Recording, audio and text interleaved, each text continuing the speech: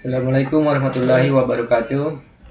Perkenalkan, saya Bayu Distira Asis dengan NIM 24044111746 dari kelas 3M dengan dosen pengampu Pak Alim Surya Saruman Eskom MPD. Kali ini saya akan membahas hasil makalah saya yang berjudul Dasar-dasar Jaringan Nirkabel WLAN dan Keamanannya. Jadi langsung saja ke pembahasannya. Pengertian jaringan nirkabel WLAN dan prinsip kerjanya. Wireless Local Area Network atau WLAN atau bahasa Indonesianya jaringan area lokal nirkabel adalah sebuah jenis jaringan komputer yang menghubungkan dua perangkat atau lebih untuk membentuk sebuah jaringan area lokal atau LAN dalam suatu area terbatas. WLAN menggunakan gelombang radio untuk mengirim dan menerima data. Data digital diubah menjadi sinyal radio oleh access point, lalu diterima perangkat seperti laptop atau HP melalui WNIC. Proses ini dua arah dan biasanya berjalan pada frekuensi 2,4 GHz atau 5 GHz.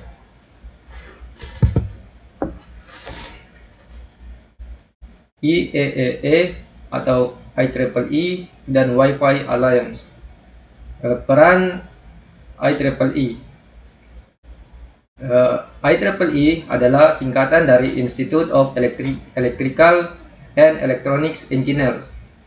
Ini adalah organisasi profesional nirlaba global yang terdiri dari para insinyur, ilmuwan, dan para profesional lain di bidang teknologi.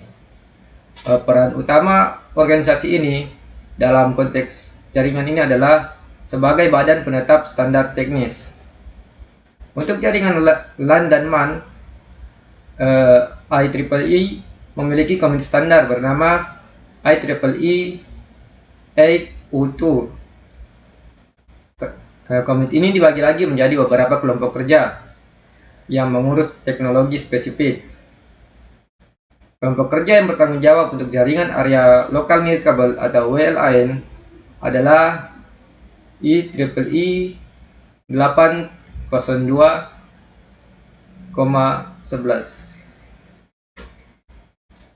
802.11. Selanjutnya, Wi-Fi Alliance. Wi-Fi Alliance adalah konsorsium industri yang terdiri dari berbagai perusahaan teknologi seperti Intel, Apple, dan Cisco. Organisasi ini berperan penting dalam memastikan interoperabilitas perangkat Wi-Fi melalui program sertifikasi Wi-Fi Certified yang menjamin bahwa perangkat dari berbagai produsen dapat berfungsi dan berkomunikasi dengan baik satu sama lain sesuai dengan standar. Selain itu, Wi-Fi Alliance juga berperan dalam pemasaran dan penamaan standar Wi-Fi agar lebih mudah dipahami. Mereka lah yang menciptakan istilah Wi-Fi dan sistem pengguna dan sistem penamaan generasi seperti Wi-Fi 4, Wi-Fi 5, Wi-Fi 6, dan lain-lain, sehingga teknologi ini lebih dikenal dan mudah diadopsi secara global. Selanjutnya, evolusi standar Wi-Fi. Sejak standar IEEE 802.11 pertama kali diperkenalkan, teknologi Wi-Fi telah mengalami evolusi yang pesat. Standar awal seperti 802.11b yang cuma 11 Mbps dan 802.11g yang 54 Mbps beroperasi di frekuensi 2,4 GHz dan menjadi fondasi adopsi massal Wi-Fi. Standar 802.11n kemudian diperkenalkan yang memperkenalkan teknologi MIMO atau multiple input, multiple output, dan kemampuan dual band yang bisa di frekuensi 2,4 GHz dan 5 GHz yang meningkatkan kecepatan secara signifikan. Ini adalah 4 contoh Wi-Fi terbaru yang memperkenalkan teknologinya masing-masing.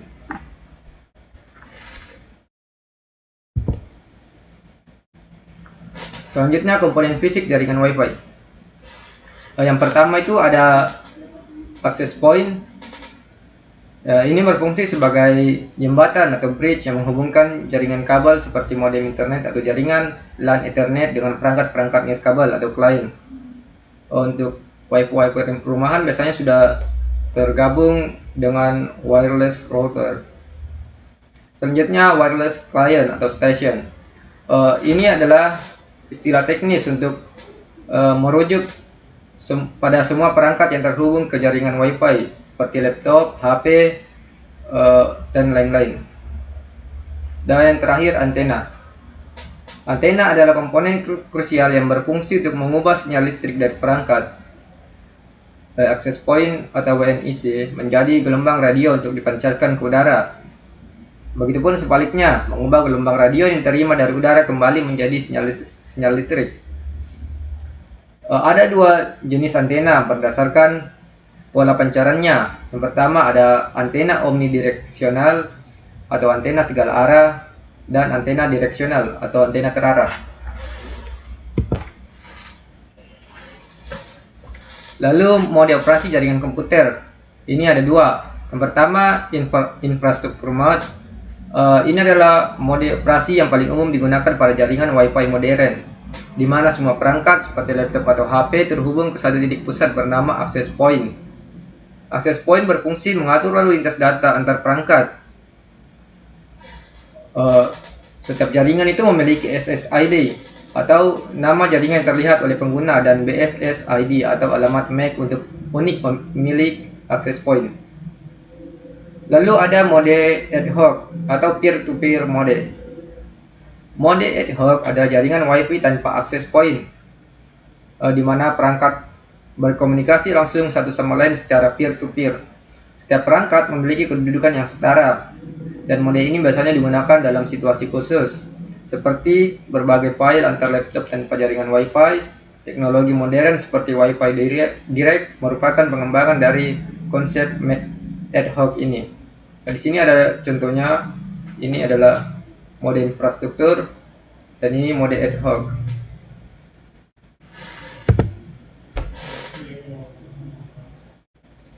Sifat rentan jaringan nirkabel. Sifat jaringan nirkabel yang tidak menggunakan kabel juga menimbulkan beberapa sifat yang rentan. Di antaranya media transmisinya terbuka atau shared medium.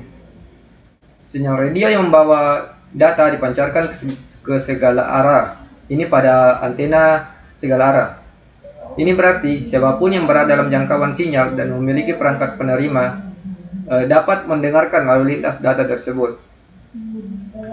Lalu ada batasan jaringannya yang tidak jelas atau sinyal lag. Sinyal radio yang dipancarkan itu dapat bocor menembus dinding, jendela atau lantai.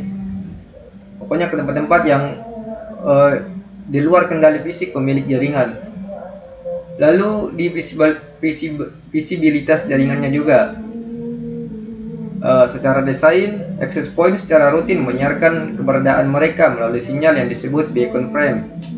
Sinyal ini berisi SSID yang dapat dengan mudah digunakan penyerang untuk memindai dan mengidentifikasi semua jaringan aktif di suatu area sebagai target dari penyerang. Ancaman dan serangan umum pada Wi-Fi. Sifat rentan dari jaringan nirkabel tadi itu secara langsung membuka pintu bagi berbagai jenis serangan.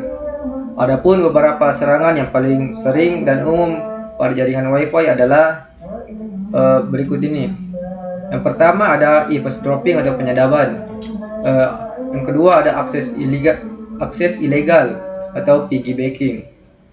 Lalu ada evil twin attack dan password cracking atau pembobolan kata sandi, dan berbagai macam serangan yang lain.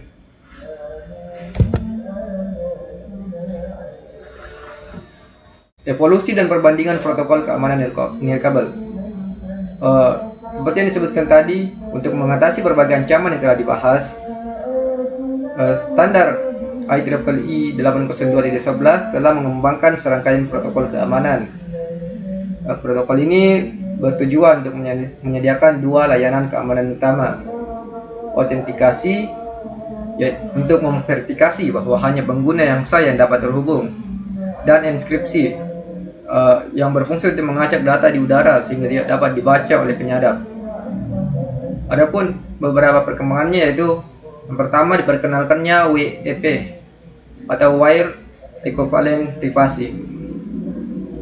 Ini adalah protokol keamanan Wi-Fi pertama yang diperkenalkan pada tahun 1999 untuk memberikan privasi setara jaringan kabel. Namun, WEP memiliki kelemahan karena menggunakan kunci statis dan initialization vector yang mudah diretas. Ini mengakibatkan kunci WEP dapat dibobol dalam hitungan menit, sehingga protokol ini sudah dianggap usang atau ketinggalan zaman dan tidak aman untuk digunakan lagi. Selanjutnya ada WPA atau Wi-Fi Protected Access. WPA ini dirilis pada tahun 2003. Ini dirilis sebagai perbaikan sementara atas kelemahan WEP. Protokol ini masih memakai algoritma RC4, tetapi menambahkan TKIP, Temporal Key Integrity Protocol, yang membuat kunci enkripsi 128 bit baru untuk setiap paket data serta fitur MIC untuk menjaga integritas data.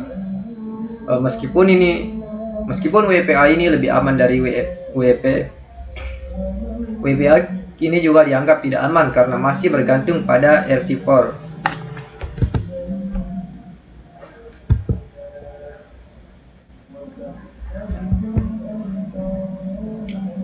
Lalu ada WPA2.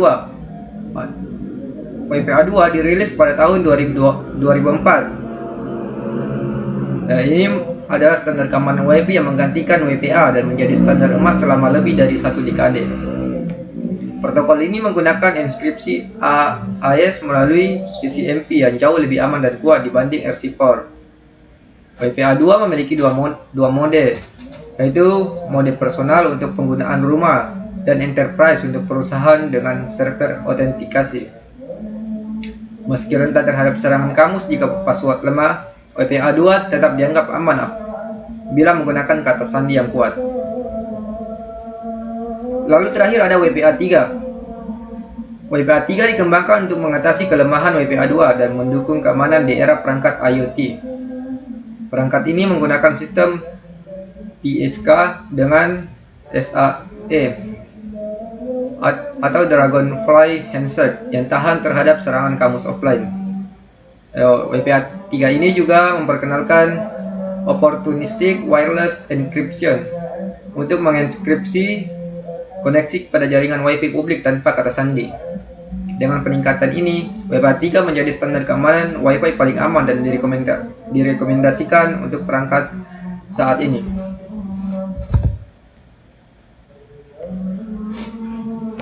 Lalu ada konfigurasi keamanan pada access point.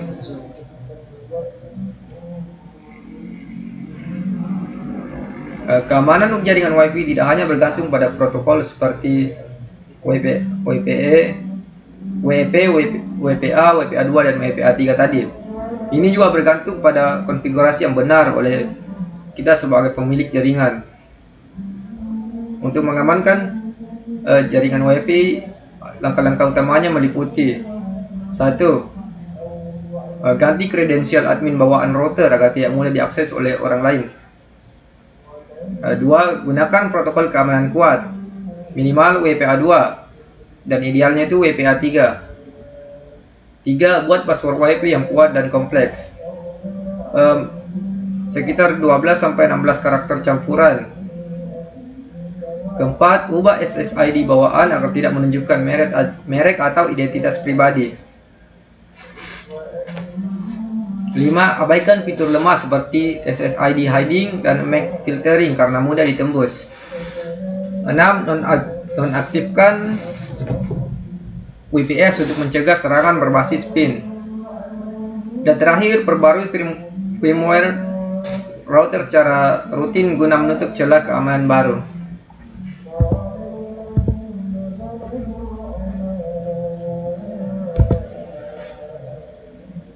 Lalu keamanan jaringan dari sisi pengguna.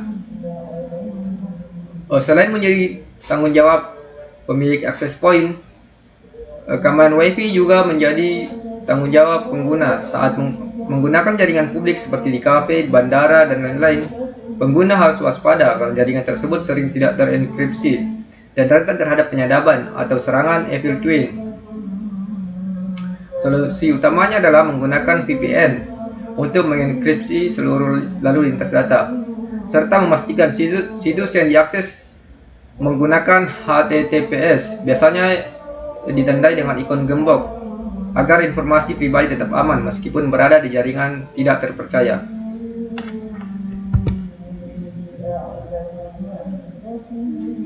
Jadi, jaringan Wi-Fi merupakan teknologi penting yang memanfaatkan gelombang radio untuk menghubungkan perangkat secara efisien dan fleksibel.